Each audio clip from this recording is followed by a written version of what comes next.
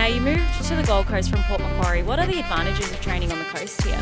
Oh, look, I think being in Port Macquarie, we're sort of hours away from any metropolitan track, which took its toll. And I think moving to somewhere like the Gold Coast, obviously it's a thriving city. It's on steroids at the moment.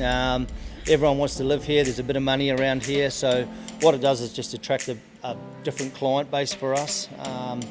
People that can sort of bring a better quality of horse into our stable, which is what we've got. We've got a lot of lovely young horses, and hopefully we can see them on the racetrack and putting some wins together in the next 18 months to 2 years. You touched on how the Gold Coast is becoming this buzzing little hub, and especially for racing, with the Gold Coast Turf Club opening the Friday night races. How do you think that'll help bring in more fan engagement? Oh, look, as I've said in previous interviews, is there a better place in the world for night racing? I don't think so. That backdrop of the skyline would just be fantastic. I think the Gold Coast community will really embrace it. It'll bring young fans to the races, which is always important, engaging young fans. And you have a good night at the races, finish up at 9:30, straight on a shuttle and into town. It doesn't get any better than that, does it?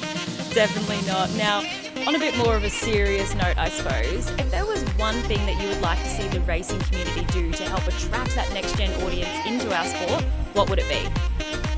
Oh, that's a good question. I just think that the Gold Coast Turf Club do a great job themselves. So through social media and obviously social platforms, as you know, are very important these days. And engaging the young people, getting them to the races. I think no one does it better than Gold Coast Turf Club, but it'd be nice to see Racing Queensland sort of get behind it as well, and just try and draw the younger crowd to the races because they're the future. Absolutely. Now, Racing X is finishing this series by asking each trainer we talk to repeat this sentence after me and finish it. If I win the Magic Millions, I will.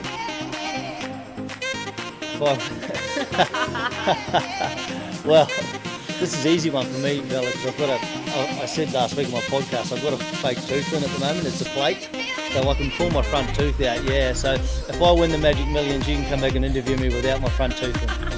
We'll hold you to that. That is our viral content for 2025, I tell you what. Thank you so much for your time, Paul, and best of luck over this period. It was great to catch up with Paul and get the inside word on Ististar and his thoughts on Next Gen Racing. Make sure you like and follow Racing X for a Next Gen racing and sports experience.